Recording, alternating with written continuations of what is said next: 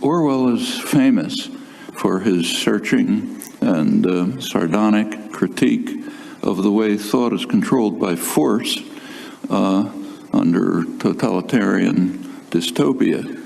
But much less is known is his discussion of how similar outcomes are achieved in free societies.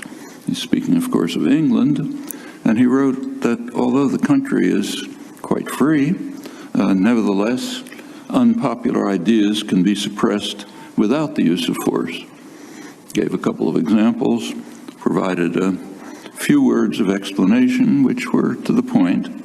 One particularly pertinent comment was his observation on a quality education in the best schools, where it is instilled into you that there are certain things that it simply wouldn't do to say, or we may add, even to think.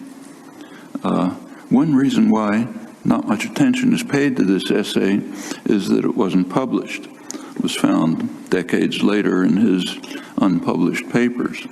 It was intended as the introduction to his famous Animal Farm, bitter satire of Stalinist totalitarianism. Why it wasn't published is apparently unknown, but I think perhaps you can speculate. One of the best descriptions of it, although he didn't understand what was going on, is George Orwell. He had really no idea what was going on, but he was writing from the point of view of the Prune militia, kind of semi-Trotskyite militia, and that's what he saw. So he didn't understand the anarchists at all. But he gave a very vivid portrayal of what it was like. So he'd never seen anything like that. Go through Barcelona, nobody's calling anyone sir, people are comrades, there's no hierarchy, people are participating. So I don't understand what it was, a lot of things I don't like, but it's something you just have to appreciate. Came back a couple months later, and he said it's totally different. You're back to the bowing and scraping the orders of Stalinist communist leadership had taken over to crush the revolution. It was in the process of crushing the revolution with the support of the West and the support of Franco. But that's, even from his skewed perspective, just as a perceptive human being, he saw something really important happening here. I didn't think that 1984 was one of Orwell's best works. To tell you the truth, I could barely finish it. I thought it was kind of obvious and wooden. You know where it's going. He had some nice comments about newspeak and this and that, but it was good, useful phrases. But I didn't think it was much of a book.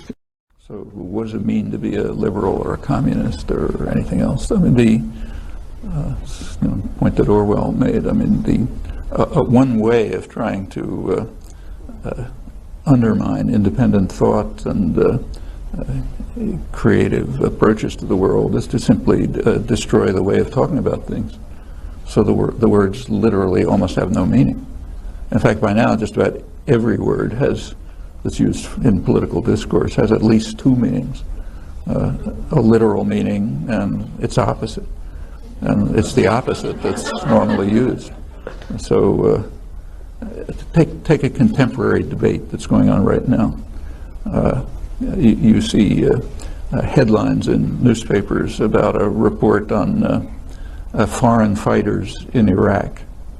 Condoleezza Rice announces that that there's an asked a question about how can we settle the problem in Iraq. So it's quite easy. Just keep the foreign fighters out, keep the foreign weapons out, and it'll all be settled. And nobody bats an eyelash. Are there 150,000 U.S. troops there? I mean, are they bringing in weapons? They're not foreign, because anything we do is not foreign. If we invaded Canada, they would be enemy combatants, and we would be there by right. So the concepts like aggression, invasion, terror, anything you mentioned doesn't exist. I mean, take democracy. George Bush was in Egypt yesterday, praising President Mubarak. I mean, Egyptians are writhing at the same time he's giving talks about how we have to promote democracy and so on. I mean, they just come from Saudi Arabia, the most extreme, one of the most extreme fundamentalist tyrannies in the world. see a picture of him with King Abdullah watching a horse show and so on and so forth. I mean, well, what are we to make of all of this? The terms for discussing things have been almost evacuated of content.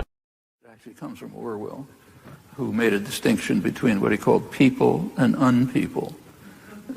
People are those who count. Unpeople are those who are, they're not human. You can do anything to them you like.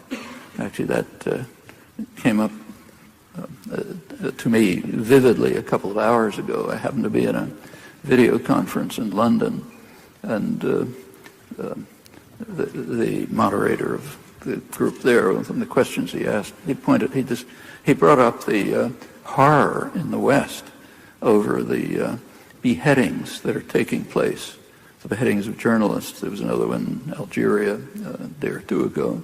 And he said, this is creating such extraordinary outrage in the West that we just have to do something about it. And he said, this was a pretty liberal group. He said, we recognize that U.S., British, Israeli atrocities are pretty awful. But even during the Israeli attack on Gaza, I mean, you didn't see things like beheadings, didn't you? In fact, during the Israeli attack on Gaza, if you look at the sectors of Gaza that were subject to really vicious murderous attack, like Shufaya, after the attack kind of relented, people went in and were picking up pieces of bodies to try to identify who was murdered. All of that was reported. But he was correct. That didn't horrify the West. When we carry out atrocities like smashing people up so that their body parts are scattered around and you can't even identify who they were, that's not a crime. It can be a mistake. You're sometimes allowed to say it's a mistake. It's just like the drone assassination campaign, which undoubtedly does worse things than beheading to its victims. It's a mistake. Maybe it's a mistake, but it's not a crime. On the other hand, if ISIS, or whatever offshoot it is in Algeria, beheads people, that offends us to the heavens. And it is horrendous, undoubtedly, though it's a tiny fraction of what we and our clients do. But that's the people-unpeople distinction.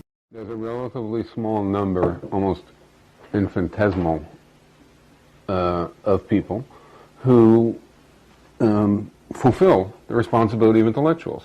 They use their credibility, they use their access, they use their tools, et cetera, to try and discuss reality in a way that actually is consistent with human well-being and consistency and so on. Then we have virtually everybody who has those attributes, who has those advantages, who is capable of understanding when it serves their interests. So they'll search far and wide for something about somebody who they wish to prosecute, but is completely incapable, as you describe it, even incapable of hearing the words when it's contrary to this background of interest. Okay, now it might not matter because the fact is the crucial thing, but lots and lots of people hear that, and the way that they dismiss it is to say it can't be because what would explain it? Why would all those people behave in such a way? How could they possibly have the mental capacity to see the truth and not see the truth? It must be the small number of people who are confused, not the large number of people. How do you answer that? Actually, Orwell had a word for it. He called it doublethink. A doublethink is the capacity to hold two contradictory ideas in mind and believe them both. That's practically a defining characteristic of intellectual history. Secondly, it is not, I'm not talking about the United States. As far as I know, this is close to historically universal. Right. No, I find very few exceptions. Right. And furthermore, it goes back to the earliest recorded history. Furthermore, every person who asks this question knows the answer. All they have to do is look at themselves. How many people have failed to go through an experience like, for example, when you're 6 years old and your little brother takes a toy and you want the toy and your mother's not looking and you're bigger than he is, so you grab the toy. And then the kid starts yelling and your mother comes in and she starts censuring you for taking the toy. And how do you answer? You say, yeah, I took the toy because I wanted it. And he's smaller than me. Or do you say, look, he didn't want the toy anyway, and besides it was mine, and he really stole it from me, so I was right. In other words, can you know anybody? Can you know who anybody who hasn't gone through such experiences in their life? And you get the second answer, not the first. Yeah, so we all know the answer to the question. Right.